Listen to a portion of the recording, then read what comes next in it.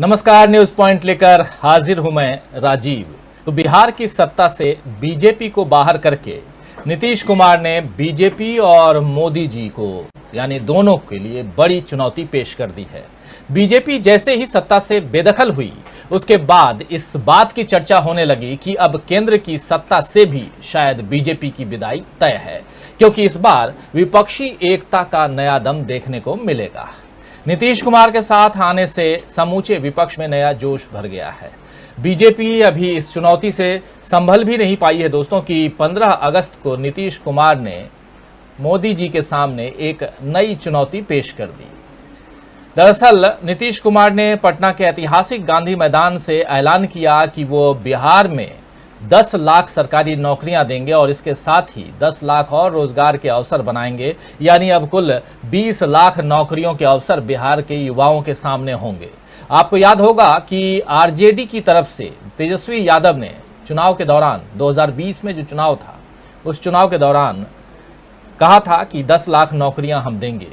यानी कि अगर आरजेडी की सरकार उस गठबंधन में नीतीश कुमार नहीं थे, नीतीश कुमार उस समय एनडीए गठबंधन में थे, लेकिन आरजेडी का जो गठबंधन था जिसमें कांग्रेस और वाम दल थे, उस गठबंधन की अगर जीत होती तो 10 लाख नौकरियों का वादा आरजेडी की तरफ से और तेजस्वी यादव की तरफ से किया गया था। लेकिन आप एक बात और याद कीजिए कि एनडीए की तरफ से इस 10 लाख के सामने 19 लाख का वादा किया गया था। और मुझे जहां तक याद आ रहा है कि वो वादा और कोई नहीं बल्कि देश की वित्त मंत्री निर्मला सीतारमण ने जब बीजेपी ने अपना वहां पर वादों का पिटारा चुनाव के सामने खोला था तो उस समय कहा था कि 19 लाख रोजगार हम देंगे। तो खैर ये अलग अलग रोजगार की बात होती रही। अब सरकार में आरजेडी है, सरकार में एनडीए की सरकार अब नहीं है बल्कि अब महागठबंधन की सरकार है। तो इस सरकार में क्या वो 10 लाख नौकरियां मिलेंगी, ये सवाल जैसे ही बीजेपी सत्ता से बाहर हुई है, नीतीश कुमार आरजेडी के साथ आए हैं, वैसे ही ये सवाल मीडिया में और मीडिया के जरिए तेजस्वी यादव से पूछा जाने लगा कि क्या आप देंगे 10 लाख नौकरियों की जो बात करते थे। लेकिन कल जब नीतीश कुमार ने पटना के ऐतिहासिक गांधी मैदान से 15 अगस्त पर अपना भाषण दिया तो उन्होंने कहा कि 10 लाख रोजगार का वादा करता हूं, नौकरी का वादा करता हूं और इतना ही यानी 10 लाख के लगभग ही रोजगार सृजन का वादा भी करता हूं। यानी लगभग 20 लाख युवाओं को नौकरी की बात कर रहे हैं नीतीश कुमार। तो अब आप सब जानते हैं कि तेजस्वी यादव जो हैं वो डिप्टी सीएम बन चुके हैं और आज 31 दूसरे इनके साथियों ने, जिसमें से 16 आरजेडी के और 11 जेडीयू के जो विधायक हैं उन लोगों ने भी शपथ ले ली है। कांग्रेस के 2, हम के 1, ऐसे 31 लोगों ने शपथ ली है। खैर इस सवाल के नौकरी के सवाल पे तो घेरते रहे हैं, लेकिन तेजस्वी यादव ने भी जवाब दिया था कि वो सीएम बने नहीं हैं और जब बनेंगे तो 10 लाख रोजगार देंगे। और लेकिन अब उनका वादा जो है वो पूरा कर लिया है और उनके चाचा यानी नीतीश कुमार ने पूरा करने का ऐलान कर दिया है, जो ये बात को बताता है कि जेडीयू और आरजेडी में इस बार पक्की दोस्ती हुई है और दोनों मिलकर बीजेपी को घेरने का काम करेंगे। इधर लाल किले से आप याद कीजिए कल प्रधानमंत्री नरेंद्र मोदी ने अपने भाषण में रोजगार का र भी नहीं कहा। अग्निपथ स्कीम, आत्मनिर्भर Bharat, startup India, make in India, ये तमाम बातें जो पहले होती थी ये सारी बातें सुनाई नहीं दी कल लाल किले की प्राचीर से जब प्रधानमंत्री नरेंद्र मोदी भाषण दे रहे थे। तो विपक्ष तो साफ आरोप लगाता है कि मोदी सरकार केवल 2 लोगों के लिए काम करती है, इसीलिए सब कुछ उन्हें ही दिया जा रहा है। बेरोजगारों को रोजगार के नाम पर जुमले या लाठियां ही मिलती हैं। मोदी जी ने तो रोजगार की बात नहीं की, लेकिन नीतीश कुमार ने एक बार में 20 लाख रोजगार की बात करके बीजेपी को इस मुद्दे पर बुरी तरह से घेर लिया है। तेजस्वी यादव ने भी कहा है कि मैं शुरू से कह रहा था कि हम भाजपा की तरह नहीं हैं, हम अपना वादा पूरा करेंगे। तेजस्वी यादव ने अपने ट्वीट में लिखा, कल ही लिखा था कि जरा ट्वीट को ले आइए तेजस्वी यादव के ट्वीट को।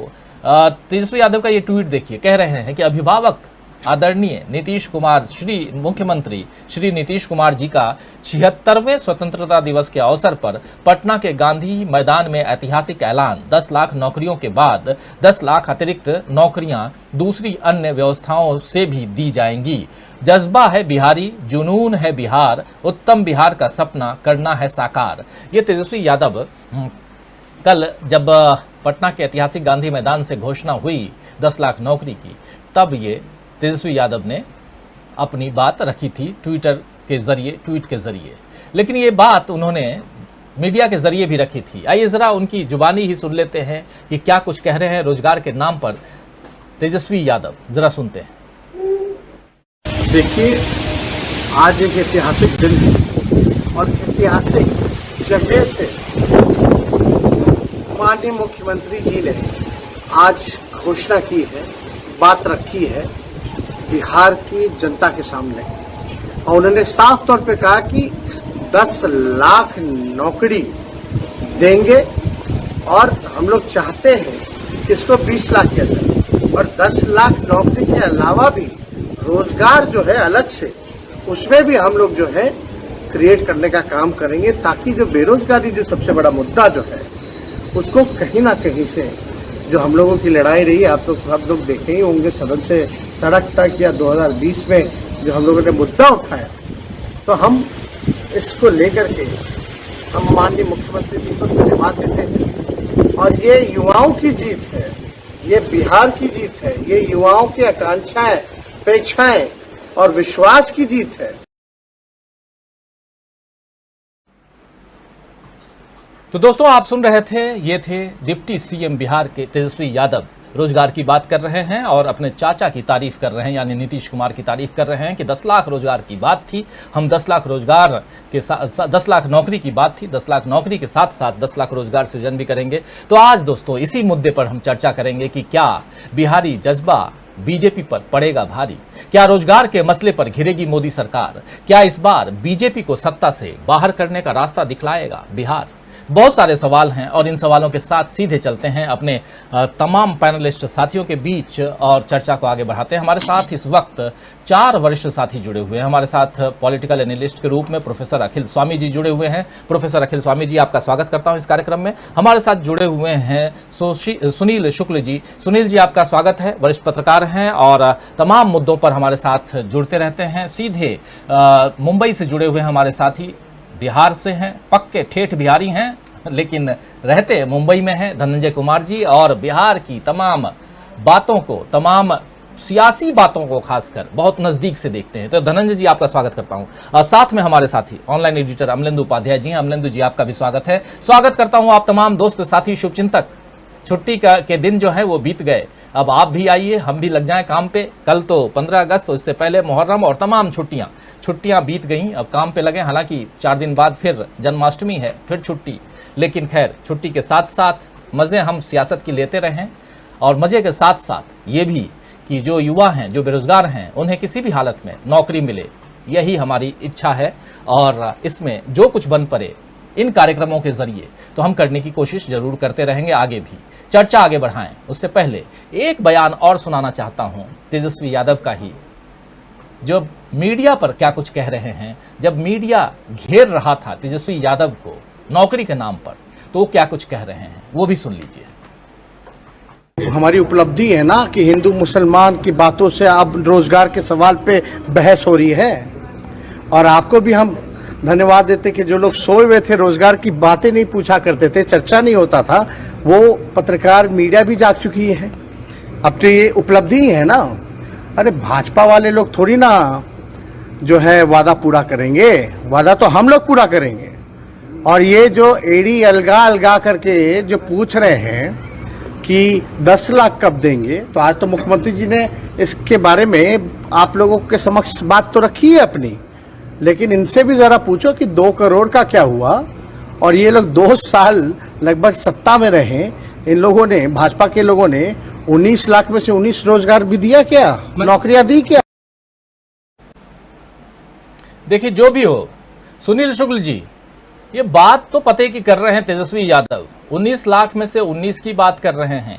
एड़ी अलगा अलगा के, मतलब एड़ी उठा उठा करके जो लोग सवाल पूछा करते थे, कुछ मीडिया के लोग जो एंकर्स होते हैं वैसे ही करते, थोड़ा उछल उछल के बातें करते हैं, तो उस ढंग से और उसको, उस बॉडी लैंग्वेज को तेजस्वी यादव ने क्या पकड़ा है और साफ कह रहे हैं कि मीडिया के लोग जो इस ढंग से सवाल पूछा करते थे अब वो कहां हैं, आकर मुझसे तो सवाल कर रहे हैं, लेकिन 2 करोड़ रोजगार की जो बात हर साल प्रधानमंत्री नरेंद्र मोदी सत्ता पर काबिज होने से पहले जो वादा करते थे वो कहां है। तो बहुत सारे सवाल हैं और इन सवालों का जवाब बहुत ही संजीदगी के साथ, बहुत ही कॉन्फिडेंस के साथ कहें तो तेजस्वी यादव दे रहे हैं। क्या कुछ कहेंगे आप? एक तरफ लाल किले से प्रधानमंत्री नरेंद्र मोदी का भाषण जहां रोजगार की कोई बात नहीं, एक तरफ बिहार इसलिए चर्चा में है क्योंकि बिहार में सत्ता से बाहर हुई है बीजेपी, और वहां वही मुख्यमंत्री जो बीजेपी के साथ थे, 19 लाख का वादा जब बीजेपी की थी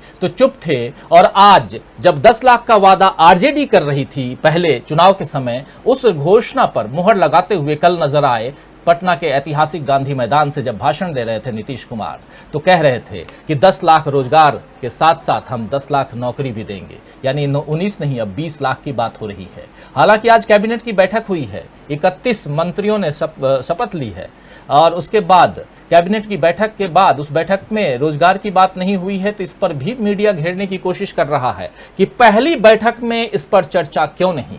तो बातें होंगी, ये साफ समझ में आ रहा है कि बिहार से जो सत्ता गई है और बीजेपी के इर्द गिर्द घूमने वाला जो मीडिया है वो सवाल तो पूछेगा ही।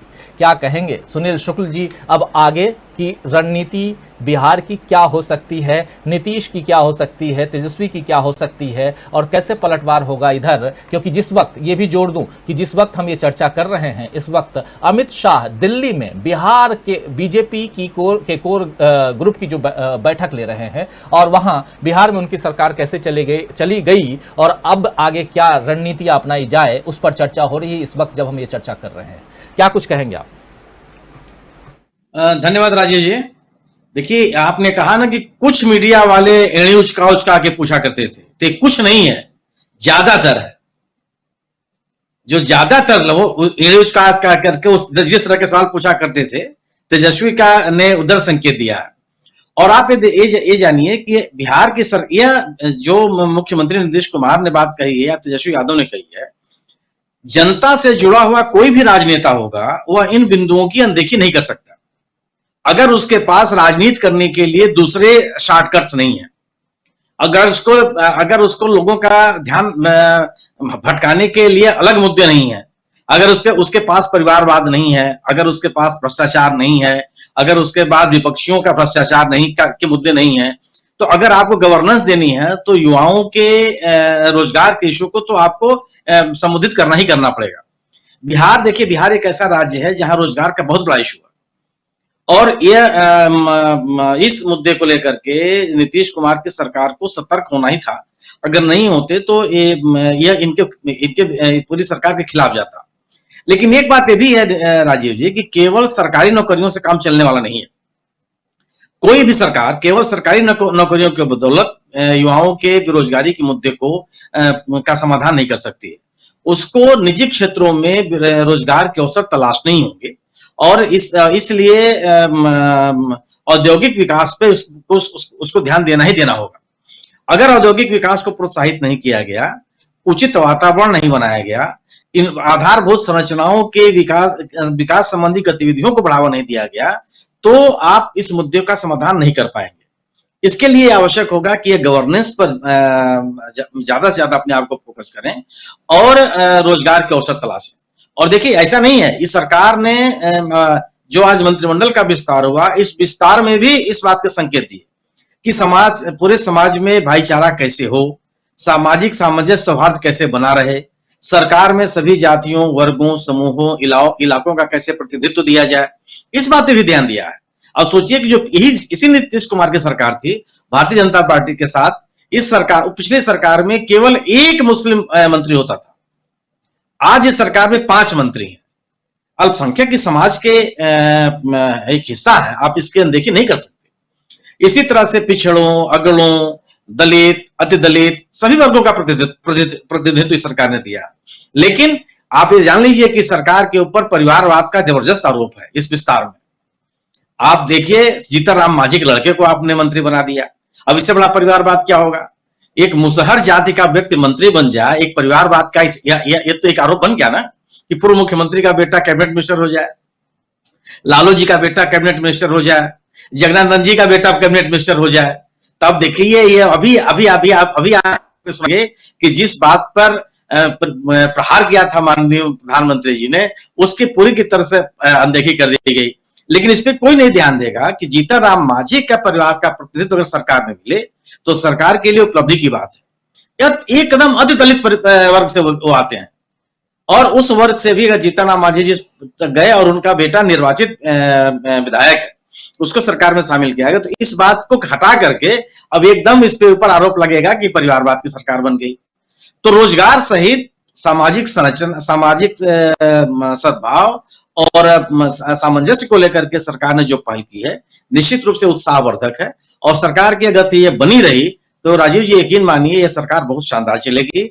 और जो आज विपक्षों में चली गई है पार्टी बिहार में, उसके सामने बहुत बड़ी चुनौती खड़ा करेगी।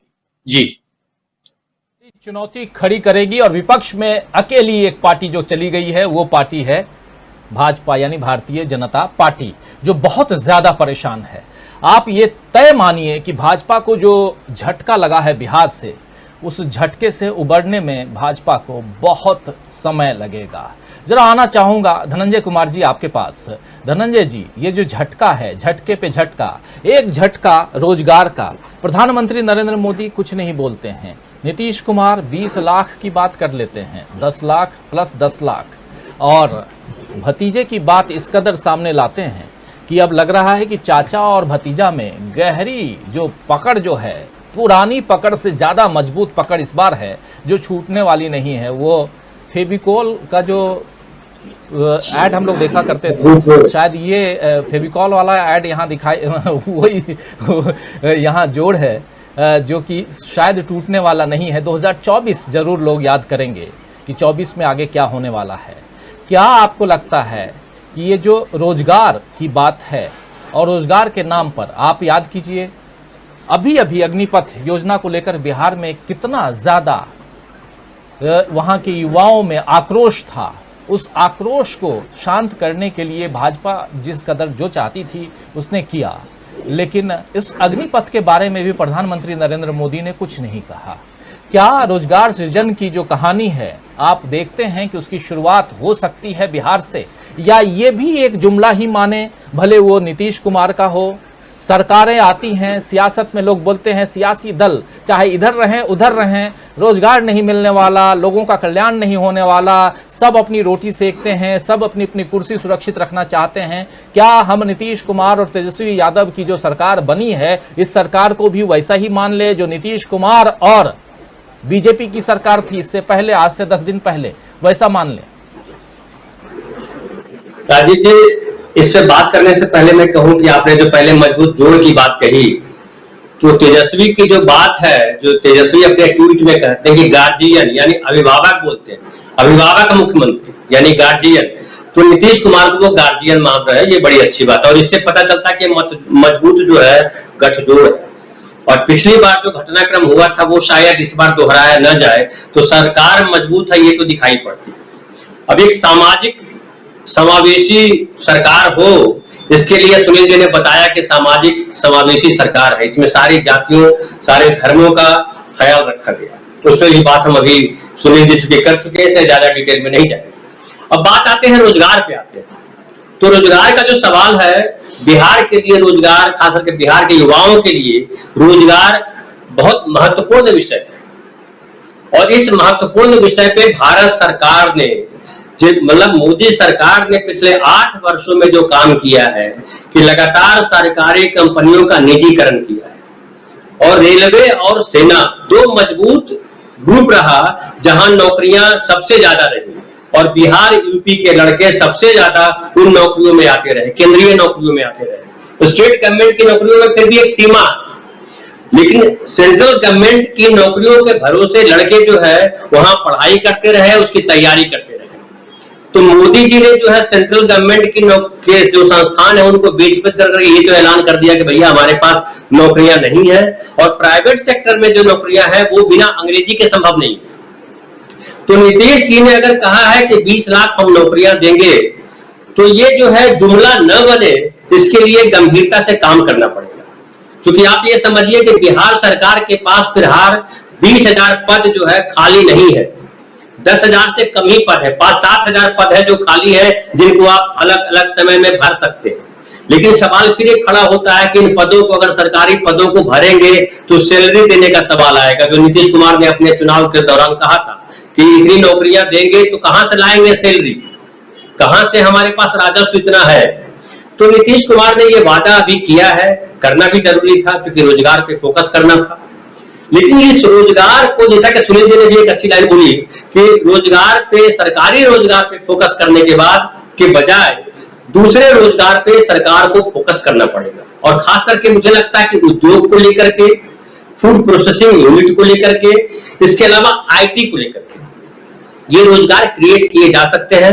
और युवाओं को भी ये मैसेज दिया जा सकता है कि रोजगार सिर्फ सरकारी संस्थाओं में रोजगार नहीं हो सकते, रोजगार जो है इंडस्ट्री के लेवल पे आप खुद एक एंटरप्रेन्योरशिप शुरू कर सकते हैं और एक उद्योगपति बन सकते हैं। इस तरह का भाव क्रिएट किया जा सकता है।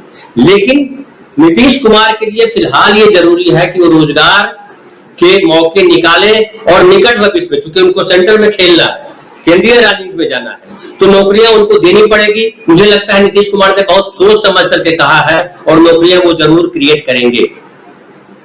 बिल्कुल। लेकिन जरा ये जो आप बहुत शानदार यहाँ आपने एक बात याद दिलाई है जो उस चुनाव के दौरान नीतीश कुमार ने कही थी कि हमारे पास पैसे नहीं हैं। बजट की बात जरा समझना चाहूंगा प्रोफेसर अखिल स्वामी जी आपसे। नीतीश कुमार चुनाव के दौरान जब 19 लाख रोजगार की बात आती है तो कहते हैं कि हमारे पास उतना बजट नहीं है कि इतने लोगों को, हम इतने युवाओं को रोजगार दें। लेकिन आज, अब जबकि सरकार उनकी बदल चुकी है, दूसरे खेमे में आ चुके हैं, तब नीतीश कुमार कहते हैं कि 10 लाख नहीं बल्कि 20 लाख रोजगार सृजन करेंगे। तो और जिसकी तरफ ध्यान दिला रहे हैं धनंजय कुमार जी भी कि, और कह रहे हैं कि कैसे हो सकता है, एक उम्मीद की किरण दिखाई देती है धनंजय जी की बातों से। लेकिन आपको क्या लगता है, जरा बजट वाला मसला जो है उसको भी समझाइए कि बिहार में जो बजट है और उस बजट में रोजगार की बात, या ये चुनावी जुमले, या सिर्फ और सिर्फ जुमलेबाजी कि हाँ ऐसा करेंगे, देखेंगे, हो जाएगा, चुनाव के समय में फिर अपनी दूसरी बातें होने लगेंगी, उसी ढंग से देखा जाए नीतीश और तेजस्वी यादव के इस बयान को, इन बातों को, या सचमुच इसे सीरियसली देखा जाए? यहाँ कहीं ना कहीं वो गंभीरता दिखाई दे रही है क्या कि हाँ सचमुच बिहार में रोजगार सृजन हो सकता है? देखिए राजीव जी, जो मुझे लगता है भारतवर्ष में पिछले 10 साल से 2 मुद्दों पे संघर्ष चल रहा है।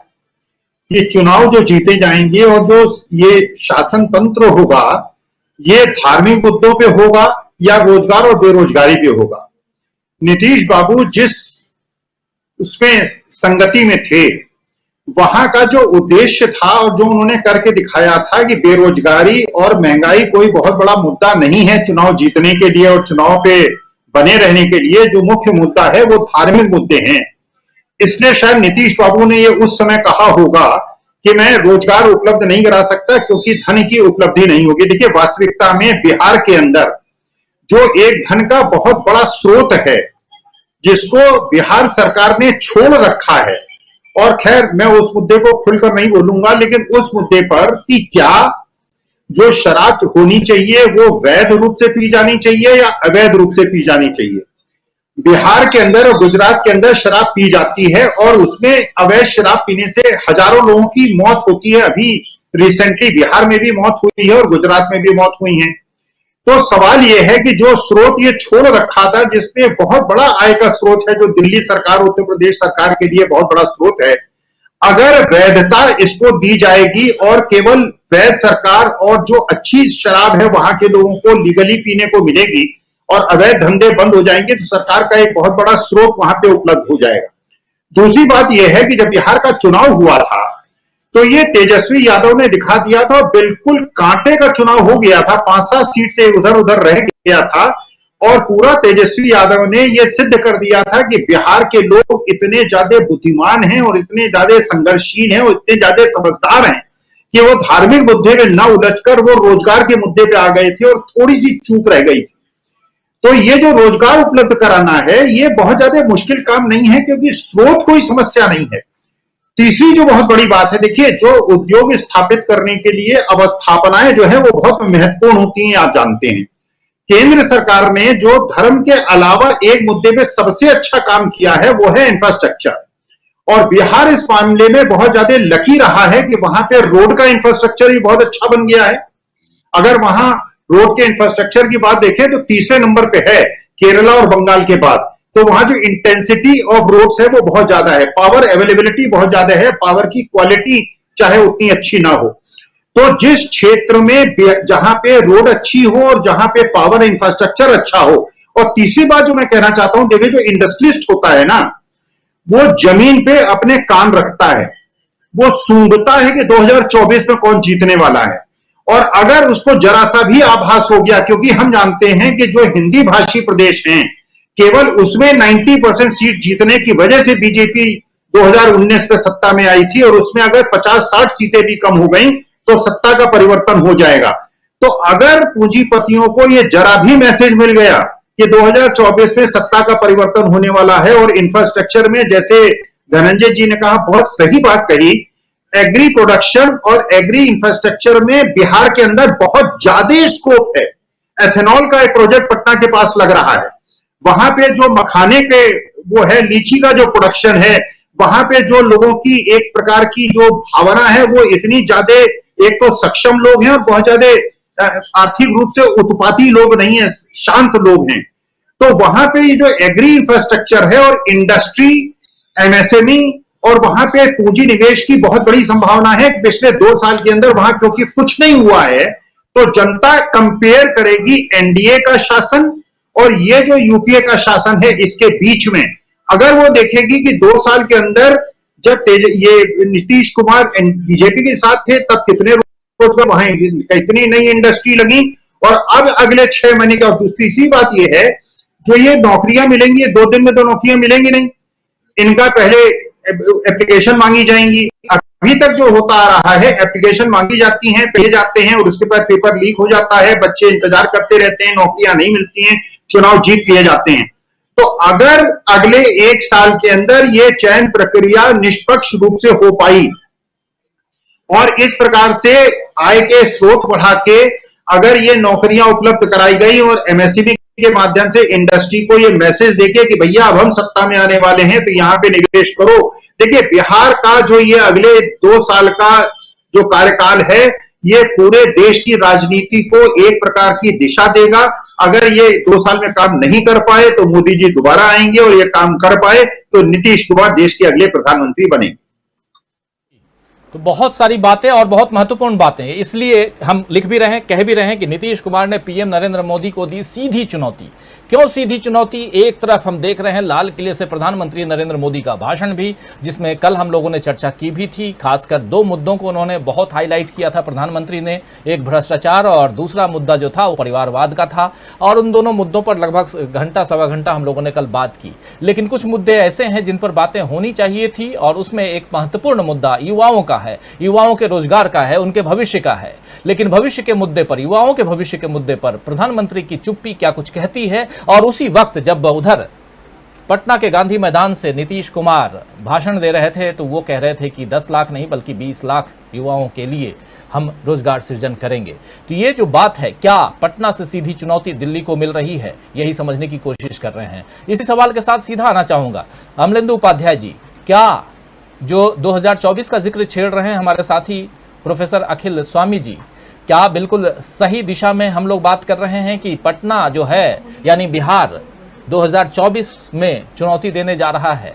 जो बात कह रहे थे कि जज्बा है बिहार का, जो ट्वीट है, एक बार जरा ट्वीट को ले आइए, उस ट्वीट का जिक्र कर भी रहे थे हमारे साथी धनंजय कुमार जी। जो ट्वीट है तेजस्वी यादव का, उस ट्वीट को एक बार देख लीजिए, बहुत महत्वपूर्ण ट्वीट है। अभिभावक कह रहे हैं, यानी कि कितना मजबूत जोड़ है इस बार आप देख लीजिए, अभिभावक आदरणीय मुख्यमंत्री श्री नीतीश कुमार जी का 76वें स्वतंत्रता दिवस के अवसर पर पटना के गांधी मैदान से ऐतिहासिक ऐलान, 10 लाख नौकरियों के बाद 10 लाख अतिरिक्त नौकरियां दूसरी अन्य व्यवस्थाओं से भी दी जाएगी। जज्बा है बिहारी, जुनून है बिहार, उत्तम बिहार का सपना करना है साकार। तो ये जज्बा है बिहारी जो है, क्या ये बिहारी जज्बा दिल्ली को चुनौती देगा, यही समझने की कोशिश। आइए सीधे अमलेंदु जी के पास आए। अमलेंदु जी, क्या कुछ कहेंगे इस पे आप? निश्चित तौर पे दिल्ली को चुनौती तो मिलना शुरू हो गई है, और वो चुनौती मिलना बिहार से ही शुरू हुई है, और अच्छी चुनौती मिलना शुरू हुई है। और भविष्य का जो एक गठबंधन बन सकता है, उसकी एक हल्का सा अक्स जो है वो भी दिखाई पड़ने लग गया है कि केंद्रीय स्तर पे किस तरीके का गठबंधन बन सकता है। तो ये साफ चुनौती तो दिल्ली को मिलने लग गई है। दूसरा ये भी स्पष्ट हो गया है कि हिंदी पट्टी में भारतीय जनता पार्टी की स्थिति वो नहीं रह गई है जो 2019 और 2014 में थी।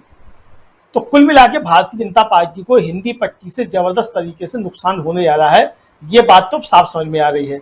अब अगर बिहार की सरकार जो है वो रोजगार के मसले पे काम करती है, और भर्ती हो पाए या ना हो पाए, लेकिन अगर नौकरियां निकल जाती हैं 2024 चुनाव से पहले भी, विज्ञप्ति अधिसूचित हो जाती है कि इतनी नौकरियां हम निकाल रहे हैं, तो ये एक बहुत तगड़ा चैलेंज नरेंद्र मोदी जी के लिए होगा, जो 2 करोड़ सालाना रोजगार का वादा करके आए थे।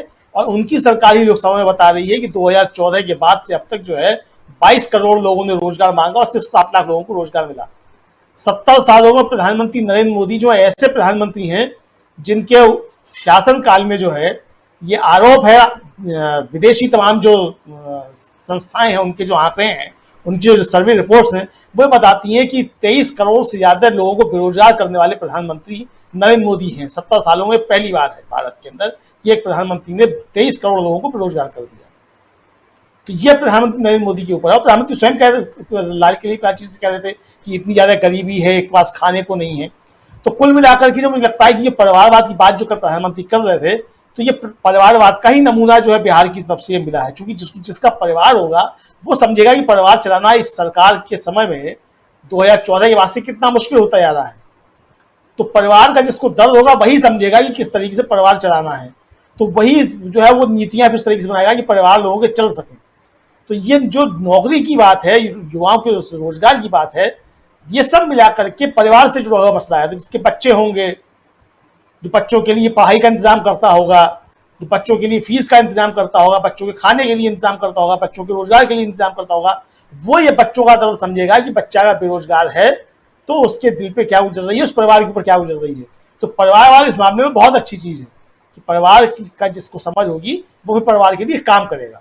तो अब ये मुझे पता नहीं कि भारतीय जनता पार्टी में जो है वहां लोगों को परिवार क्यों नहीं होते हैं, और जबकि उनका तो सबसे बड़ा परिवार है, दुनिया का सबसे बड़ा परिवार उन्हीं का है, संघ परिवार, उससे बड़ा कोई परिवार ही नहीं है। लेकिन उसके बाद भी जो है वहां परिवार की कोई अहमियत नहीं है, परिवारवाद के बाद खिलाफ जुटे रहते हैं सुबह से लेकर शाम तक कुल मिला करके। लेकिन जो बिहार से चीजों की, देखिए बिहार के साथ एक दुर्भाग्य बिहार का राजीव जी क्या है कि कॉर्पोरेट घरानों व्यापार तो आके करेंगे बिहार में, मजदूरी कराएंगे बिहार के लोगों से, और अपना कॉर्पोरेट दफ्तर खोलेंगे अहमदाबाद और मुंबई में, टैक्स देंगे मुंबई को और अहमदाबाद को, यानी कमाएंगे बिहार से और टैक्स देंगे मुंबई और अहमदाबाद को। तो मुझे लगता है कि सरकार को इस पे काम करना होगा कि जिसको भी बिहार में नौकरी मतलब व्यापार करना है तो उसका कॉर्पोरेट दफ्तर जो है उसको बिहार में रखना होगा, और टैक्स जो है बिहार की सरकार को जाए। यही अगर हो जाएगा तो बहुत सारा कुछ बिहार के अंदर जनरेट हो जाएगा और सरकार को कोई कमी नहीं रहेगी। और देखिए सरकारी नौकरियां जो हैं, ऐसा नहीं कि पहले सरकारी नौकरियां नहीं हुआ करती थी, सरकारें रोती थी कि साहब नौकरी कहां से देंगे, तब तो स्थितियां और खराब हुआ करती थी सरकार की। पेट्रोल डीजल पे इतना टैक्स नहीं हुआ करता था, तब भी सरकारें चला करती थी, उससे ज्यादा नौकरियां हुआ करती थी। तो सरकार की स्थितियां खराब क्यों हो रही हैं? सरकार की स्थितियां ऐसी खराब हो रही है क्योंकि कॉर्पोरेट के टैक्स माफ किए जा रहे हैं, जनता के ऊपर टैक्स लादे जा रहे हैं, तो इसलिए नौकरियां खत्म हो रही हैं और सरकार की आर्थिक स्थिति खराब हो रही है। भुगत कौन रहा है? देश। मजा कौन ले रहा है? सरकार। 8,000 करोड़ के हवाई जहाज में कौन घूम रहा है? सरकार।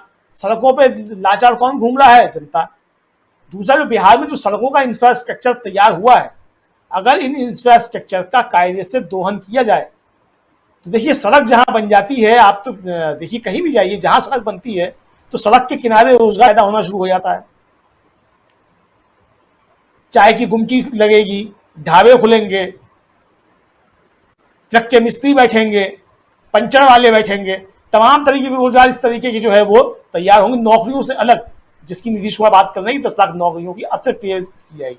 और जब सरकारी नौकरियां तैयार होती हैं तो वो सिर्फ सरकारी नौकरी नहीं होती है। जगह मान लीजिए 10 लाख लोगों को सरकारी नौकरी मिलती है तो वो सिर्फ 10 लाख सरकारी नौकरी नहीं होती है, वो 10 लाख परिवार नहीं होते हैं। उन 10 लाख परिवारों के जरिए और 20 लाख परिवार जो हैं उनके लिए जो है वो पिछले दरवाजे से रोजगार पैदा होता है। तो ये अर्थशास्त्र की जिसको समझ होगी, जिस सरकार को और सरकार में बैठे हुए लोगों को, वो इसको लागू कर पाएंगे। लेकिन हमारे सुब्रमण्यम स्वामी जी तो कहते हैं कि हमारे प्रधानमंत्री वित्त मंत्री को अर्थशास्त्र की समझ ही नहीं है। तो पता नहीं स्वामी जी सही कहते हैं कि नहीं कहते हैं। संघ परिवार के अच्छे स्वयंसेवक हैं स्वामी जी, सही कहते होंगे, झूठ तो बोलते नहीं होंगे, मिथ्या वाचन तो करते नहीं होंगे, तो सही कहते होंगे। अब ये पता नहीं प्रधानमंत्री को, वित्त मंत्री को अर्थशास्त्र की समझ है या नहीं है। ये कुल मिला के जो 8 साल में देश को जिस तरीके से भारतीय जनता पार्टी की सरकार गर्त में लेकर के गई है, जिस तरीके से रोजगार छीने गए हैं और हैंड टू माउथ कर दिया गया है युवाओं को और तमाम लोगों को, तो ये इसका जवाब जो है मुझे लगता है बिहार से मिलना चाहिए। और बिहार से अगर इसका जवाब मिलता है और रोजगार के मसले पे बिहार की सरकार 2 कदम भी चलती है तो पूरे देश के लिए एक मैसेज आएगा कि भारतीय जनता पार्टी की सरकार जो है इसको 2024 में रुखसत करो, तभी जो है रोजगार के मसले पर काम हो पाएगा। जी राजीव जी। बिल्कुल, प्रधानमंत्री नरेंद्र मोदी पकौड़े बेचने को रोजगार कहते थे। क्या हम आने वाले समय में नीतीश कुमार के मुंह से सुनेंगे कि लिट्टी चोखा बेचो वो भी रोजगार है?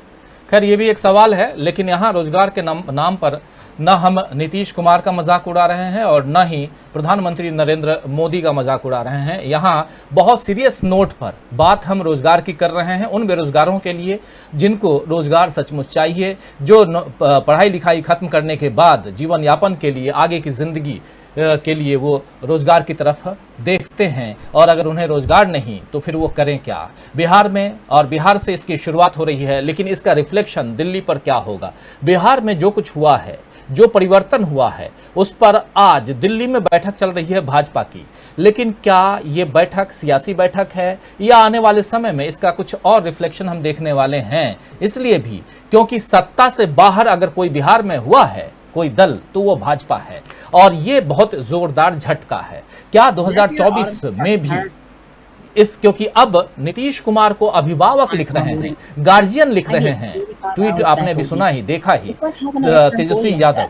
तो ये 2015 की दोस्ती नहीं, ये 2022 की, और वो भी फेविकोल वाली दोस्ती है, यानी पक्की दोस्ती, गहरी दोस्ती दिखाई दे रही है, जहां अभिभावक कह रहे हैं और जहां तेजस्वी यादव के बड़े भाई तेज प्रताप यादव को फिर से रखा गया है कैबिनेट में। और इसके पीछे भी कई सारे कारण बताए जा रहे हैं, उस पर हम नहीं जाएंगे। कैबिनेट में कौन आया है कौन नहीं आया है उसकी बात नहीं, पूरी बात हम रोजगार की करना चाहते हैं और रोजगार का रिफ्लेक्शन दिल्ली पर क्या होने जा रहा है।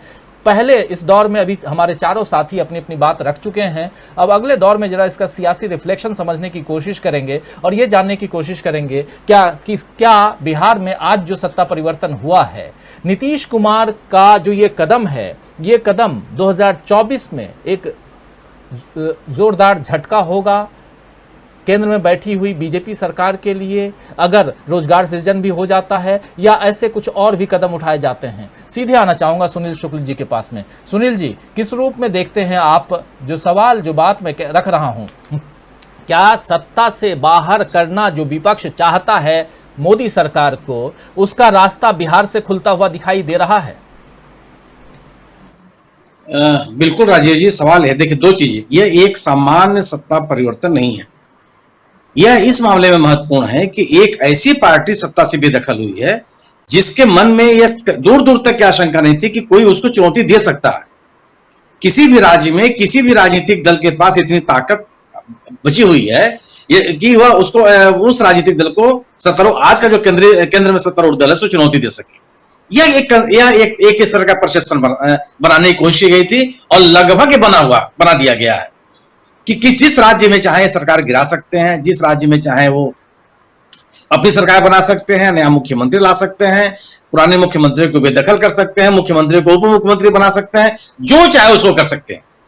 इस परसेप्शन के साथ बिहार जैसे राज्य में, जो देश के गिने चुने बड़े राज्यों में शामिल है, वहां पे एक राजनीतिक व्यक्ति, एक राजनीतिक दल और एक राजनीतिक दलों का गठबंधन उस राजनीतिक दल को चुनौती दे दे, और न केवल चुनौती दे, सफलतापूर्वक उनको सत्ता से बाहर कर दे, और कोई भी अन्य दूसरा दल उसको सहयोग करने के लिए तैयार ना हो, तो निश्चित रूप से पूरे देश में इसका एक बड़ा संदेश गया है। यह संदेश गया है कि इनको चुनौती देने की आवश्यकता है, इनको चुनौती दी जा सकती है, संगठित होकर के एक अच्छी कार्य योजना और रणनीति के तहत इनको सत्ता से बेदखल किया जा सकता है, और ऐसे मुद्दों पे राजनीति की जा सकती है जिसे जनता त्रस्त है, जो जनता के मुद्दे हैं। आपने नाम लिया बाटी चोखा की, राजीव जी आपके मुंह से बहुत अच्छी बात निकली। आज की तारीख में आप ये जानिए, इस देश का कोई बड़ा शहर नहीं है जहां बाटी चोखा नाम से रेस्टोरेंट हो। शायद मैं कह सकता हूं कि उत्तर प्रदेश, बिहार, बगल में दिल्ली, राजस्थान, अधिकांश बड़े शहरों में केवल इस नाम से रेस्टोरेंट चल रहे हैं। और जितने बड़े स्थल हैं, जैसे उत्तर प्रदेश विधानसभा के आसपास, दिल्ली के सभी महत्वपूर्ण स्थानों पर, लखनऊ और इलाहाबाद हाईकोर्ट के इर्द गिर्द 50 परिवार हैं जो बाटी चोखा बेच करके अपनी जीविका चला रहे हैं। केवल अपनी जीविका नहीं चला रहे हैं, वो कम से कम 10 परिवारों को पाले हुए हैं वो। अब आप सोचिए कि मैंने वो इसको अपने बिहार से निकल करके, बलिया से निकल कर, पूर्वी उत्तर प्रदेश के अन्य जिलों से निकल करके उन्होंने किस तरह से एक सेल्फ एम्प्लॉयमेंट के माध्यम से किस तरह से लोगों को रोजगार दिया। और ये रोजगार केवल अपने लिए नहीं दिया, उनको जो उपली पहुंचाते हैं उनको उन्होंने रोजगार दिया, जिनसे वो सब्जियां खरीदते हैं उनको उन्होंने रोजगार दिया, जिनसे वो जिससे वो आटा खरीदते हैं उनको रोजगार दिया, क्योंकि उनके पास अपना खुद नहीं है ना, वो तो बाहर से आकर के काम कर रहे हैं, और ये तमाम चीजें वो दूसरे लोगों से खरीदते हैं। इसलिए इस चीज को आप एक बेहतर तरीके से, केवल एक ऐसा उत्पाद है बिहार और पूरे उत्तर प्रदेश का कि अगर सरकार इसकी पैकेजिंग कर दे तो पूरे देश में इसका एक अच्छा खासा मॉडल खड़ा हो सकता है। और अगर सरकार का संरक्षण मिल जाए तो ये समझिए कि छोटा मोटा उत्पाद नहीं होगा। आप और क्योंकि छोटी पूंजी के लोग हैं, बड़ी पूंजी के लोग नहीं है, इसलिए जो हम लोग इस तरह जो राजनीतिक बात हम लोग कर रहे हैं, बिहार और बिहार के साथ साथ हिंदी बेल्ट के सभी राज्य, मतलब उत्तर प्रदेश, मध्य प्रदेश, छत्तीसगढ़, झारखंड, राजस्थान, दिल्ली, ये हिमाचल प्रदेश, इन सभी राज्यों में, कांग्रेस, हरियाणा, इन सभी राज्यों में स्थिति बनेगी कि जो विभिन्न गैर भाजपाई राजनीतिक दल हैं उनमें एक सहयोग और गठबंधन का माहौल बनेगा और इनको बड़ी चुनौती मिलेगी। राज्य तो पहले से हैं जहां बहुत प्रमुख विपक्षी दल हैं जो इनको चुनौती दे रहे हैं, चाहे आप पश्चिम बंगाल को आप देख लीजिए, चाहे उड़ीसा को देख लीजिए, चाहे आंध्र प्रदेश को देखिए, चाहे तमिलनाडु को देखिए, चाहे केरला को देखिए, छत्तीसगढ़ और मध्य प्रदेश और राजस्थान में सीधे सीधे कांग्रेस की तरफ से बड़ी चुनौती है। तो ये हालात ऐसे नहीं है कि एकदम कोई पूरा का पूरा मैदान खाली है। इसीलिए सत्तारूढ़ दल के द्वारा एक ऐसी कोशिश की जा रही है कि जो जनता के प्रमुख मुद्दे हैं, जो जनता के सरकार से जुड़े हुए मुद्दे हैं, उनसे लोगों को डाइवर्ट किया जाए, उनसे हटाया जाए। और ऐसा नहीं कि लोग समझ नहीं रहे हैं। आप भ्रष्टाचार की बात करते हैं, दुनिया का कौन सा ऐसा भ्रष्टाचार का समर्थन करेगा? लेकिन इस बात का समर्थन नहीं कर सकता कि आपको अपनी पार्टी का भ्रष्टाचार ना दिखाई पड़े और दूसरे आदमी का भ्रष्टाचार दिखाई पड़े। आप कौन व्यक्ति है जो परिवारवाद का समर्थन करेगा और योग्यता के आधार पर अपने सगे संबंधी और भाई भतीजावाद की अनुमति दे सकता है? लेकिन आप अपने लिए अनुमति चाहते हैं और दूसरा अगर कोई इस बात को कर रहा है तो आपत्ति है। और दूसरे के परिवार के जो बलिदान है, जो स्वतंत्रता संग्राम में उसका योगदान है, आजाद हिंदुस्तान में जो उसका योगदान है, उसकी अनदेखी करने के लिए आप तैयार बैठे हुए हैं, उसकी चर्चा करने के लिए आप तैयार बैठे हुए हैं। तो क्या लोगों के पास समझ में नहीं आती है क्या? इस पूरा का पूरा एक राजनीतिक परिवेश जो देश में बन रहा है वह भारतीय जनता पार्टी के लिए बड़ी चुनौती है। और ये आप ध्रुवीकरण के नाम पर जो लोगों की भावनाओं और संवेदनाओं को उभार करके अब आप राजनीति नहीं कर सकते। क्यों? कि आप लोगों की जो कट सच्चाइयां, जो चुनौतियां हैं, उनसे मुंह कैसे मोड़ सकते हैं आप? इस भारत देश में कौन सा ऐसा व्यक्ति है जिसको महंगाई असर नहीं डाल रही है? मैं अडानी और अंबानी की बात नहीं करता राजीव जी, लेकिन मैं आपकी बात करता हूं, मैं अमलेंदु जी की बात करता हूं। आप कोई भी हो जिसके ऊपर महंगाई का असर न पड़ता और आप महंगाई की चर्चा करने के लिए तैयार नहीं है। कौन सा ऐसा व्यक्ति है जिसके परिवार में बेरोजगार पढ़े लिखे लड़के घूम रहे हैं, उनके लिए नौकरी का अवसर नहीं है? आपका निजी क्षेत्रों के ऊपर कोई नियंत्रण नहीं है, उनके यहां भी रोजगार सृजन के लिए आप कोई माहौल नहीं बनाते हैं। और जो पूरा का पूरा परिवार बेरोजगार से त्रस्त है, क्या उसके लिए बेरोजगारी की समस्या नहीं है? आपके देश में अगर किसी घर में कोई व्यक्ति बीमार पड़ जाए, खेत बेचने की नौबत आ जा रही है। आपने इतना महंगा कर दिया है स्वास्थ्य व्यवस्था को, जो सरकारी व्यवस्था थी उसको आपने तहस नहस कर दिया। जो सस्ते दरों पर चिकित्सा सुविधाएं मिल जाती थी सरकारी अस्पतालों में, जिला अस्पतालों में, सरकार द्वारा संचालित अस्पतालों में, उनकी आपने अनदेखी कर दी। आयुष्मान भारत के नाम पर एक ऐसा निजीकरण का आपने माहौल बनाया हुआ है कि लोग जो जरूरतमंद है उनको रोजगार के अवसर नहीं मिलने के लिए, उनको बीमारी की स्थिति में बेहतर स्वास्थ्य सुविधाएं मिलने की स्थिति नहीं है। कौन सा व्यक्ति है जो इससे प्रभावित नहीं है? लेकिन इन चीजों से लोगों का ध्यान और आपका ध्यान अब मोड़ नहीं सकते हैं। अगर आपके उंगली में दर्द है तो दर्द है, आप भले बैठ करके रात भर भी गावें, लेकिन उस दर्द का एहसास आपको होता रहेगा। इसलिए आपके तमाम कोशिशों के बावजूद जो ये सच्चाइयां हैं और इस सच्चाइयों से आंख मूंदने की जो आपकी प्रवृत्ति है, यह बड़ी चुनौती है। और ये चुनौतियां यही विपक्षी दल खड़ी करेंगे, खासतौर से जो नीतीश कुमार जैसा नेता। आप नीतीश कुमार के ऊपर कौन सा आरोप लगा देंगे? परिवारवाद का आरोप आप लगा नहीं सकते, भ्रष्टाचार का आरोप आप लगा नहीं सकते। ओबीसी के नेता पहले से ही हैं, 18 साल का राजनीतिक अनुभव है, 8 बार के मुख्यमंत्री हैं और इस देश के गिने चुने पढ़े लिखे मुख्य नेताओं में शामिल हैं, गिने चुने, जिसके पास वास्तव में योग्यता है और जिन्होंने वास्तव में पढ़ाई लिखाई की है। क्या लगा देंगे आप? तो एक ऐसा नेतृत्व हो रहा है जो इस सत्तारूढ़ दल को चुनौती देने के लिए, जिसका असर पूरे देश में पड़ेगा, मेरी यह समझ करती है। जी, तो क्या माना जाए धनंजय कुमार जी, क्या माना जाए कि आने वाले समय में जो बिहार में नीतीश कुमार है की जगह पे अब भारत में नीतीश कुमार है, ये देखेंगे क्या एक जबरदस्त चुनौती मिलने वाली है नरेंद्र मोदी को नीतीश कुमार से? ऐसा माना जाए आने वाले समय 2024 के चुनाव को, क्योंकि अब धीरे धीरे तैयारी उसी की हो रही है। सब तरफ बात छोटे छोटे जो चुनाव है, यानी कि विधानसभा के चुनावों की बात नहीं बल्कि लोकसभा चुनाव की बात हो रही है। और अचानक एक नेता उभर के बाहर आता है और वो है नीतीश कुमार। क्या माना जाए कि विपक्ष एकजुट हो जाएगा नीतीश कुमार के इर्द गिर्द?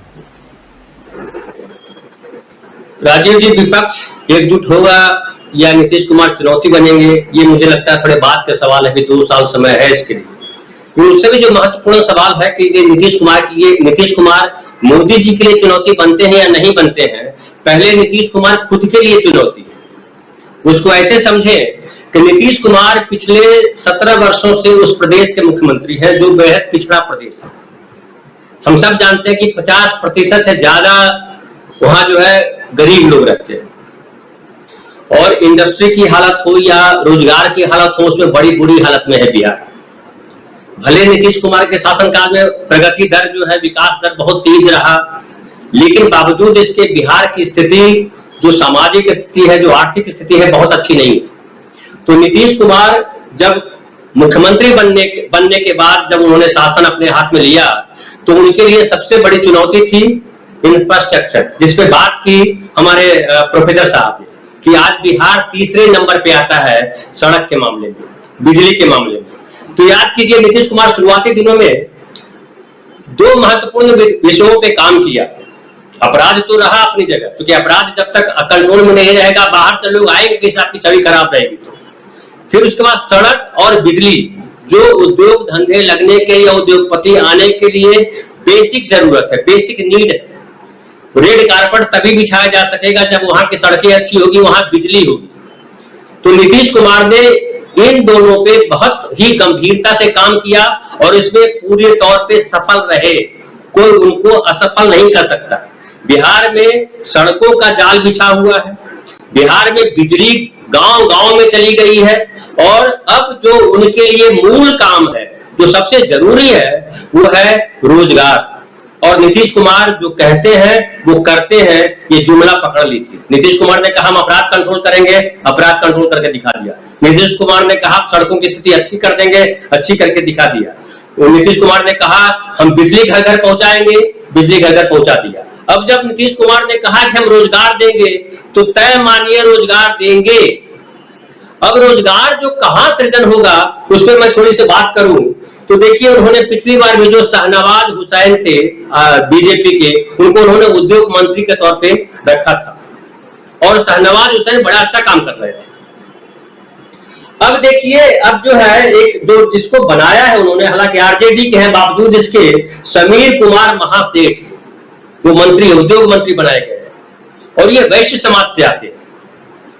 करोड़पति है, करोड़पति होना कोई बड़ी बात नहीं है, लेकिन इनके पिताजी मंत्री थे और ये पढ़े लिखे, एमकॉम किया हुआ इन्होंने। तो मुझे लगता है इंडस्ट्री पे ध्यान देंगे, जो शाहनवाज हुसैन कर रहे थे, जो नीतीश कुमार ने उनकी तारीफ की थी। आपको याद होगा नीतीश कुमार ने व्यक्तिगत तौर पे शाहनवाज हुसैन की तारीफ की थी कि बड़ा अच्छा काम कर रहे हैं, तो उसको वो जारी रखेंगे। और इन्होंने एथेनॉल के मामले में खास करके, जैसा कि प्रोफेसर साहब ने कहा भी कि एथेनॉल के मामले में उन्होंने काम किया, शाहनवाज हुसैन ने भी काम किया। और एक और मैं बताऊं कि वहां पे जो है मशरूम जो है एक बहुत बड़ी इंडस्ट्री के तौर पे वहां पे लग रही है, उद्योग के तौर पर मशरूम की खेती हो रही है वहां बहुत। और हमारे एक मित्र है संजीव कुमार, जो वो भी संयोग से इंजीनियरिंग उन्होंने की, पढ़ाई की, नौकरी नहीं की, इंजीनियर रहे और पिछले 28-30 वर्षों से बड़ा गंभीर काम कर रहे हैं मशरूम को लेकर के। और कई सारी फैक्ट्रियां, मतलब उत्पादन सेंटर लगे हैं, है ना, जिसमें 100-200 लोगों को रोजगार मिला है। उसके अलावा मुझे दिखाई पड़ता है कि क्योंकि बिहार जो है एग्रीकल्चरल स्टेट है राजीव जी, आप सब जानते हैं, तो एग्रीकल्चरल स्टेट होने के नाते सबसे ज्यादा वहां संभावना जो है वो कृषि उत्पादों से जो इंडस्ट्री जनरेट होती है, जिसको फूड प्रोसेसिंग यूनिट कहते हैं। तो फूड प्रोसेसिंग पे कितना काम होता है, उसको बहुत महत्वपूर्ण तरीके से काम करना पड़ेगा। इससे किसानों को भी अच्छा मौका मिलेगा, उनके उत्पादों को अच्छी कीमत मिलेगी, कृषि का विकास होगा और उद्योग जो उससे उपजेगा उससे भी विकास होगा। तो इसमें और देखिए महत्वपूर्ण क्या है कि नीतीश कुमार पिछले कुछ सालों से भूमि और राजस्व पे बड़ा गंभीरता से काम कर रहे हैं। आप जानते होंगे बिहार में सर्वे का काम चल रहा है और उन्होंने कहा कि सबसे ज्यादा जो है बिहार में अपराध जो है वो लैंड को लेकर के, कृषि मतलब जमीन के झगड़े सबसे ज्यादा है। तो जमीन के झगड़े कम हो और जमीन सही तरीके से काम कर सके, उससे उत्पाद ले सके, इसके लिए नीतीश कुमार व्यक्तिगत रूप से ध्यान दे रहे हैं। और एक और बात की तरफ मैं आपको ध्यान दिलाना चाहूंगा राजीव जी, कि सुशील कुमार मोदी जी ने हालांकि इसको व्यंग्य के तौर पे कहा है कि नीतीश कुमार ने तेजस्वी यादव को झटका दे दिया, उनको झुंझुना पकड़ा दिया और खुद जो गंभीर मंत्रालय है वो गृह मंत्रालय और वित्त मंत्रालय दोनों अपने पास रख लिए। गृह मंत्रालय अपने पास रखा इसलिए कि जानते हैं कि जो पूरा प्रशासन है वो नीतीश कुमार खुद हैंडल करना चाहते हैं, इसलिए हमेशा पिछले 17 सालों से गृह मंत्रालय उन्होंने अपने पास रखा। फिर आइए वित्त मंत्रालय उन्होंने दिया है सबसे अनुभवी जो उनके साथी हैं विजय चौधरी। पहले सुशील कुमार मोदी ये काम किया करते थे, ये मंत्रालय संभालते थे। इस बार फिर उन्होंने जो विजय चौधरी को दिया, वित्त मंत्रालय का मतलब होता है कि जो वित्त का जो एलोकेशन है वो कैसे, उसकी योजनाएं कैसे बनेगी और सारे मंत्रालय पे उनकी निगाह रह सकती है कि कौन सा मंत्रालय किस तरह से काम कर रहा है और कहीं गलती से भी भ्रष्टाचार के आरोप न लगे, अनियमितता के आरोप न लगे। इसके लिए विजेंद्र चौधरी जी को उन्होंने ये मंत्रालय दिया। फिर देखिए इंडस्ट्रियलाइजेशन अगर करेंगे तो बिजली बहुत इंपॉर्टेंट विषय है और बिजली विभाग जो है वो पिछले समय की तरह ही विजेंद्र यादव जी के पास है। वो भी बहुत ही करीबी सहयोगी है इनके, नीतीश कुमार जी के, और बड़े विश्वस्त मंत्री है और बड़े गंभीर है। तो ये जो है ये दोनों मंत्रालय, तीनों मंत्रालय, गृह मंत्रालय, वित्त मंत्रालय और ऊर्जा मंत्रालय इनके पास है। अब पथ निर्माण मंत्रालय देखिए खुद अपने पास नगर विकास और पथ निर्माण दोनों अपने पास रखा है तेजस्वी यादव ने। स्वास्थ्य रखा है अपने पास तेजस्वी यादव ने। शिक्षा भी दिया है एक महत्वपूर्ण व्यक्ति को। तो ये सारा देखिए जो है एक जो मंत्रालय का जो गठन किया गया उसमें ये विभाग बांटते समय ध्यान रखा गया है कि रोजगार को कैसे हम फोकस करें। हालांकि मैं इस जो मोहम्मद इसराइल को जो दिया गया है आईटी मिनिस्ट्री, मैं उससे संतुष्ट नहीं, बहुत पढ़े लिखे व्यक्ति नहीं हूं। हालांकि मैं अभी उनकी योग्यता पे कोई सवाल नहीं खड़ा करता हूं, लेकिन आईटी का मतलब होता है एक ऐसे व्यक्ति को दिया जाए जो यूथ हो और जो आईटी को समझता हो, क्योंकि आईटी में ज्यादा संभावनाएं है, सबसे अधिक संभावनाएं है। और पटना, चूंकि बिहार के लोग जो है पढ़ाई लिखाई में बिलीव करते हैं, वहां खेती करें या पढ़ाई लिखाई करें, तो पढ़े लिखे लड़के अगर आईटी में काम करते हैं तो बहुत कमाल काम होगा। और एक और काम जो नीतीश कुमार जी के लिए चुनौतीपूर्ण है वो करना पड़ेगा, वो ये है कि शिक्षा का स्तर सुधारना पड़ेगा। रोजगार की जब बात करते हैं तो बिहार में रोजगार दें या दुनिया में रोजगार मिले या देश के स्तर पर रोजगार मिले बिहारियों को, उसके लिए शिक्षा का स्तर जो है नीतीश कुमार को सुधारना पड़ेगा, ये गंभीरता से देखना पड़ेगा। अब आखिरी आपका जो सवाल था उस पर मैं आता हूं, फिर मैं आगे बढ़ाऊंगा कि जो नीतीश कुमार जो चुनौती देने का काम कर रहे हैं, तो चुनौती देने की ये तैयारी, जितना मैंने बताया वो तैयारी उनकी है। बिहार को इस लेवल पे खड़ा करने के बाद जब नीतीश कुमार अपने वादे पे पक्के दिखाई पड़ेंगे, तब मोदी जी को चुनौती इस तरह मिलेगी कि मोदी जी ने पिछले 8 सालों में जितने वादे किए हैं उनमें से एक वादा पूरा नहीं किया। न बुलेट ट्रेन आई, न किसानों की आय दोगुनी हुई, न 2022 तक सारे लोगों को पक्का मकान मिला है, और जितने भी वादे किए कि हम अर्थव्यवस्था को कहां पहुंचा देंगे, कितने ट्रिलियन तक पहुंचा देंगे, अर्थव्यवस्था की क्या हालत है, 2 करोड़ नौकरी देंगे हर साल, कितने करोड़ नौकरी दी है वो नौकरियों को खा गया। तो एक तरफ है मोदी जी जिन्होंने तमाम वादों को झुठलाया, तमाम वादे पे गलत साबित हुए, झूठे साबित हुए, दूसरी तरफ है नीतीश कुमार जिन्होंने अपने तमाम वादों को सच करके दिखलाया है। तो चुनौती तो सीधी है, इसलिए आपका जो कहना है कि नीतीश कुमार ने पीएम मोदी को दी सीधी चुनौती, वो चुनौती है कि नीतीश कुमार रोजगार पे बात कर रहे हैं, विकास पे बात कर रहे हैं, झूठे मामलों पे या धार्मिक मामलों पे, सांप्रदायिक मामलों पे बात नहीं कर रहे हैं। मोदी जी के पास एक एजेंडा है, सांप्रदायिक मामला, जो रोजगार लेकर के नहीं आता है, जो रोजगार की हालत को खराब करता है। तो नीतीश कुमार पूरे तौर पे चुनौती देने की स्थिति में है। राजीव जी, नीतीश कुमार पूरे तौर पर चुनौती दे रहे हैं चुनौती, और देंगे भी, ये दिखाई दे रहा है। लेकिन प्रोफेसर अखिल स्वामी जी, एक मुद्दा और आया था, आप याद कीजिए, जिस मुद्दे से थोड़ा सा वहीं से शुरुआत होती है अलग होने की। हालांकि बाद में बीजेपी भी साथ आ गई थी नीतीश कुमार के, और वो था मुद्दा जाति आधारित जनगणना का। आप याद कीजिए बिहार में, और इसकी खूब लड़ाई चली, और ये लड़ाई आगे चलेगी कि नहीं चलेगी ये भी देखना होगा, क्योंकि एक सियासी मूव कहें तो ये भी था नीतीश कुमार का, जिसमें वो राजद के साथ आए थे, और यहाँ से शुरुआत होती है दोनों पक्षों में दोस्ती की, अगर माना जाए तो, और उसके बाद आगे। लेकिन सवाल ये उठता है कि जाति आधारित जनगणना तो एक मसला है जिसको यहाँ मैं रख रहा था याद दिलाने के लिए, रेफरेंस के आधार पर। लेकिन सवाल वही कि क्या नीतीश कुमार के जरिए विपक्ष जो है आज की मोदी सरकार को आने वाले समय में चुनौती पेश कर पाएगा, जहां विपक्ष बिखरा हुआ है, जहां आप देखिए उभर के बीच में नेता आते हैं। आज हम नीतीश कुमार की बात कर रहे हैं, कल को हो सकता है किसी और की बात करने लगे, हो सकता है हम कल को अखिलेश यादव की बात करने लगे, क्योंकि ममता बनर्जी की बात भी ऐसी ही हो रही थी, केसीआर की बात भी हुई ऐसे ही, कुछ दिनों तक अरविंद केजरीवाल की बात भी हुई, अखिलेश यादव की बात भी हुई, कभी मायावती की बात भी होती थी, और आज नीतीश कुमार की बात हो रही है। क्या उसी फेहरिस्त में इसको रखा जाए, या नीतीश कुमार कुछ स्पेशल हैं? किस रूप में देखते हैं आप? देखिए राजीव जी, मैं इससे सहमत नहीं हूं। देखिए, जो तेजस्वी जी ने कहा, बहुत महत्वपूर्ण बात कही। अभी तक जो विपक्ष गलती कर रहा था, और जो हम लोग समझते थे कि विपक्ष गलती क्यों करता है, जो बीजेपी का सबसे स्ट्रांग पॉइंट है वो है रिलीजन, और रिलीजन के मुद्दे पे वो विपक्ष को उलझा लेता था और अपने नैरेटिव पे ले आता था।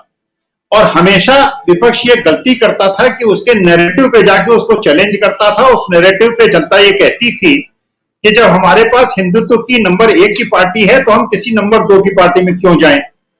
पूरा नैरेटिव चेंज हो गया है।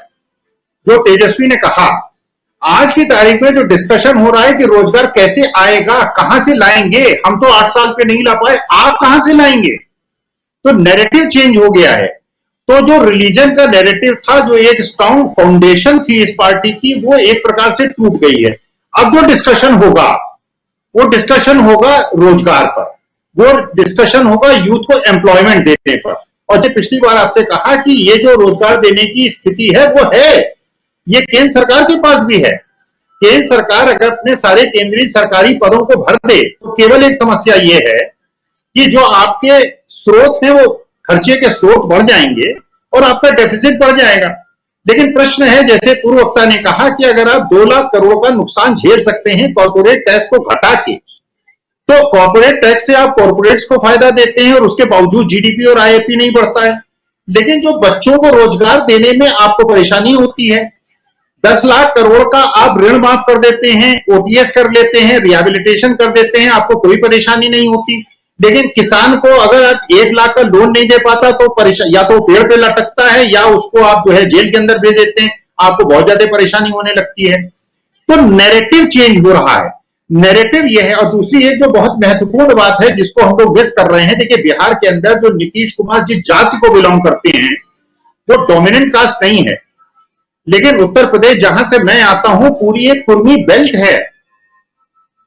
जैसे यादव बेल्ट है, जैसे जाट बेल्ट है, वैसे कुर्मी बेल्ट है। और ये कुर्मी बेल्ट जो है ये बड़ी स्ट्रॉन्ग बेल्ट है और इसके अंदर एक बहुत ज्यादा जागृति है। तो अभी तक जो बात होती थी, जब गुजरात में इलेक्शन होता था और गुजराती अस्मिता की बात होती थी और पूरा गुजरात एकत्रित हो जाता था और सारी लोकसभा की सीटें जो है वो मोदी जी को मिल जाती थी। अगर ये बिहारी अस्मिता और कुर्मी अस्मिता की बात जोर पकड़ लेगी, ये धार्मिक मुद्दे पीछे हो जाएंगे और ये जो बैकवर्ड और शेड्यूल्ड कास्ट और आपस का कंसोलिडेशन है वो इतना तेजी से हो जाएगा कि जो हिंदुत्व की फीलिंग है और जो मंडल मंदिर का आपस का जो एक संघर्ष था उस पे जीत मंडल की हो जाएगी। और उसके बाद 2024 में बहुत भरपूर चुनौती। तो वास्तविकता में जो एक परिवर्तन हुआ है कि नैरेटिव चेंज हो गया है। जो नैरेटिव पिछले 10 साल से बड़ी मेहनत करके बीजेपी ने बनाया था वो ये पिछले 10 दिन के अंदर दरक रहा है। और मुझे लगता है कि 2 साल के अंदर अगर बिहार सरकार ने बच्चों को रोजगार दिया, क्योंकि देखिए मैं शिक्षक हूं, मुझे सबसे ज्यादा अगर कष्ट किसी बात से होता है तो जब मेरे बच्चों को नौकरी नहीं, देखिए हम तो हो गया, हमारा तो जीवन बीत गया। अगर युवाओं की आकांक्षाएं आपने उनको पढ़ा दिया, एमबीए करा दिया, 10-10, 12-12 लाख रुपए खर्च करा के एमबीए इंजीनियरिंग उनको करा दिया, एमकॉम करा दिया, माँ बाप ने अपने खेत बेच के अपने बच्चों को पढ़ा दिया और उसके बाद उनको 5,000 की नौकरी नहीं मिल रही है, कैसे सपने टूट रहे हैं उनके। तो अगर उनके सपनों पे आप ऊपर पाए तो भैया भगवान की पूजा तो घर में बैठ के कर लेंगे, हमें मंदिर नहीं चाहिए, हमारे बच्चों को नौकरी दे दो। ये नैरेटिव चेंज होगा और इससे पूरा राजनीतिक पलट जो है वो चेंज हो जाए।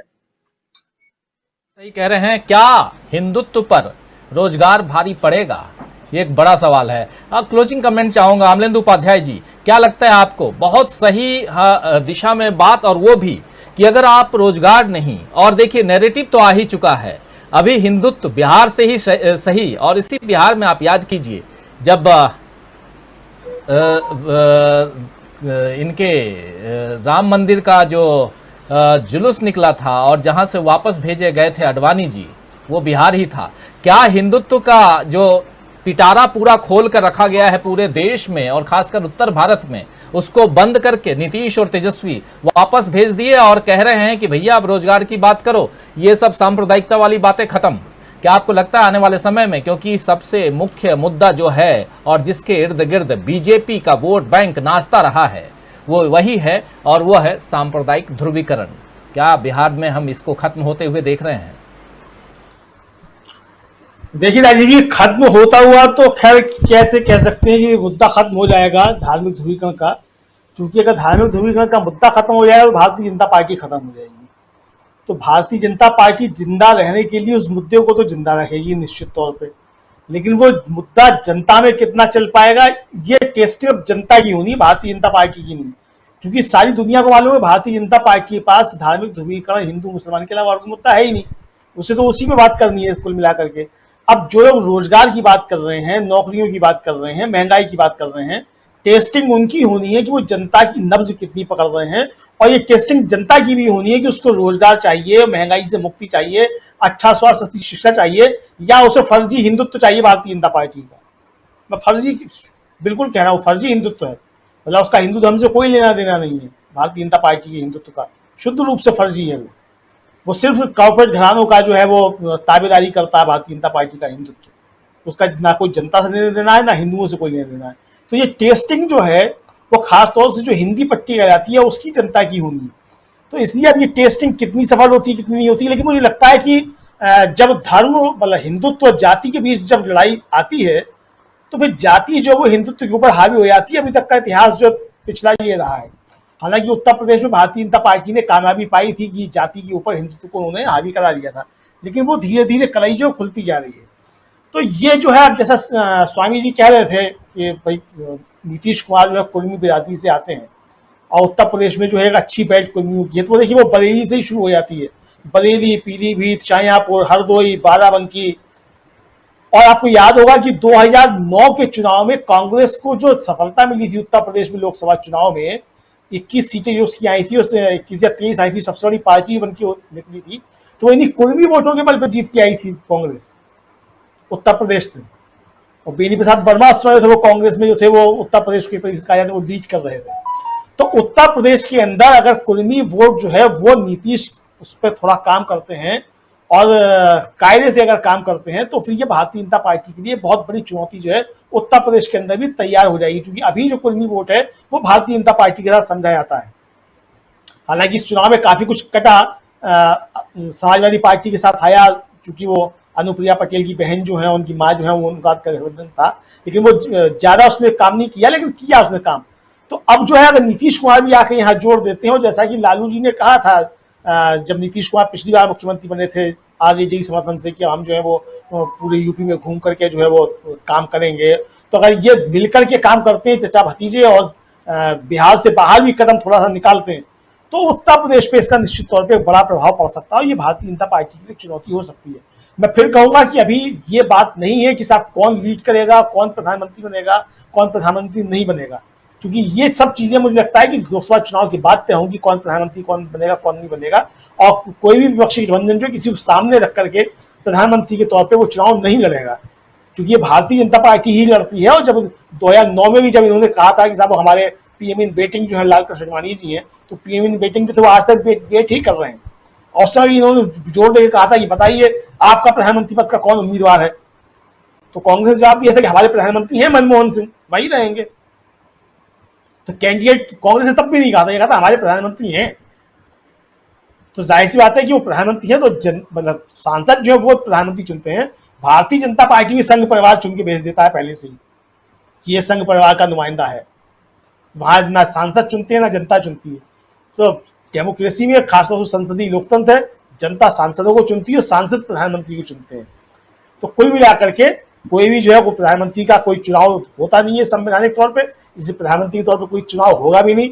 मोदी जी हो सकता है कि वो फिर से दहाड़े मारे कि भाई मुझे लेके आओ, लेकिन वो आप लेके आओ और न लेके आओ, वो सब चीजें हो उनके भाग्य के ऊपर निर्भर करती है कि क्या होगा क्या नहीं होगा। ये कुल मिलाकर जो स्थिति दिख रही है वो 2024 तक बहुत दिलचस्प होगी। बहुत से समीकरण अभी बनेंगे और बिगड़ेंगे, लेकिन ये इतना तय है कि भारतीय जनता पार्टी के लिए समस्याएं बढ़ती जाएंगी जैसे जैसे 2024 का चुनाव आता जाएगा, और कहीं ना कहीं आकर के जनता के असली मुद्दों पे बात करनी पड़ेगी। और ये भी हो सकता है कि जनता के मुद्दों से ध्यान भटकाने के लिए धार्मिक ध्रुवीकरण का एजेंडा जो है और तेज किया जाए, और जो है देश जो है वो खून का जो है सड़कों पर बहता हुआ देखे। क्योंकि जब धार्मिक ध्रुवीकरण बढ़ेगा तो जब तक कि उसमें खून का तड़का नहीं लगेगा तब तक वो ध्रुवीकरण और मतलब गहरा नहीं हो सकता है। इसलिए भारतीय जनता पार्टी कुछ भी कर सकती है, उसको ये किन प्रकार सत्ता चाहिए है, तो सत्ता के लिए कुछ भी करेगी। जी राजीव, सत्ता के लिए कुछ भी करेंगे, लेकिन क्या धार्मिक ध्रुवीकरण से इतर जो आज चर्चा हो रही है, चलिए चर्चा रोजगार की हो तो रही है,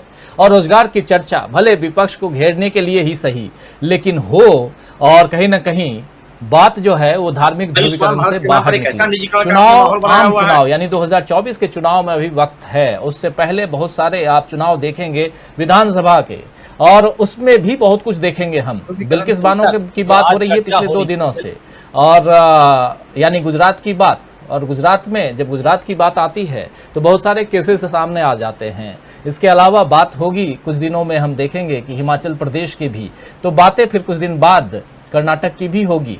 और हमारे इसी स्क्रीन पे ही आप देख रहे होंगे नीचे कुछ ब्रेकिंग्स हेडलाइंस चल रही हैं। तो इन सब से आपको समझ में आ रहा होगा कि देश में चल क्या रहा है। राजनीति ही नहीं, और राजनीति के इर्द गिर्द ही देश चलता है दोस्तों, इसलिए हम लोग सियासत की बात ज़्यादा करते हैं और उसके साथ साथ ये समझने की कोशिश करते हैं कि सामाजिक मुद्दा है क्या। आज हमारे देश में सबसे महत्वपूर्ण मुद्दा जो है वो रोजगार है, युवाओं का है, और उन्हीं युवाओं का है जिन युवाओं के दम पर मोदी जी जीत कर आए थे। 60 करोड़ लोग, 60 करोड़ की आबादी जो है, युवा आबादी इस देश में है, तो क्यों ना उनकी बात हो, और उनकी बात अगर कर रहे हैं तो ये जायज़ है। आज इस चर्चा को यहीं समाप्त करना चाहूँगा। हमारे साथ आप चारों मेहमान, हमारे चारों साथी जुड़े रहे। प्रोफेसर अखिल स्वामी जी, तबीयत इनकी नासाज है फिर भी हमारे साथ लगातार बने रहे, आपको बहुत धन्यवाद देता हूं। प्रोफेसर अखिल स्वामी जी बहुत धन्यवाद देता हूं। सुनील शुक्ल जी, आपको बहुत बहुत शुक्रिया अदा करता हूं, और बहुत शुक्रिया अदा करता हूं धनंजय कुमार जी, साथ में हमारे साथी अमलेंदु उपाध्याय जी, आप चारों को बहुत धन्यवाद, बहुत शुक्रिया। और साथ में जुड़े रहे हमारे तमाम साथी जो इस कार्यक्रम को देख रहे हैं, सुन रहे हैं और अपने विचार कमेंट बॉक्स में लिख रहे हैं, आप सबको बहुत बहुत शुक्रिया कहता हूं। नौकरी की बात कह रहे हैं, फिर बढ़िया एजुकेटर से नौकरी, शिक्षा और महंगाई पर बात जरूरी है लिख रहे हैं। गुलशन गुलाटी जी हमारे साथ जुड़े हुए हैं। Modi is now scared of public for the first time, पहली बार मोदी जी जो हैं वो जनता से डर रहे हैं, बाहर भाग रहे हैं, ये कह रहे हैं गुलशन गुलाटी जी। साथ में हमारे साथी जावेद इकबाल जी भी जुड़े हुए हैं, कह रहे हैं ईवीएम पर भी कांग्रेस ने चर्चा शुरू कर दी है। बिल्कुल, ईवीएम पर भी चर्चा होनी चाहिए और कांग्रेस कर रही है तो बहुत सही है। अमीर अब्बास जैदी भी हमारे साथ इलाहाबादी जुड़े हुए हैं, साथ में नीलू उस्मानी जुड़ी हुई हैं, थैंक्स कह रही हैं, और अफरोज आलम जुड़े हुए हैं हमारे साथ, कह रहे हैं सर धर्म की अफीम के अलावा संवैधानिक संस्थाओं और ईवीएम से लेस बीजेपी से पार पाना विपक्ष के लिए मुश्किल जरूर है, पर अगर जनता चाहे तो नामुमकिन नहीं है। शकील अहमद जी कह रहे हैं आज के टॉपिक बहुत इंपॉर्टेंट था, बट बहुत इम्प्रेसिव डिबेट हुई और बहुत कुछ बातें पता चली। बहुत धन्यवाद आपको। चंदन राय भी हमारे साथ हैं, गुड नाइट राजीव जी लिख रहे हैं। कुंदन मेहता भी गुड नाइट कह रहे हैं। देवेंद्र चटर्जी कह रहे हैं मेरा आज़ादी का शुभकामनाएं स्वीकार कीजिए। बिल्कुल, आपको भी शुभकामनाएं हमारी तरफ से देवेंद्र चटर्जी जी।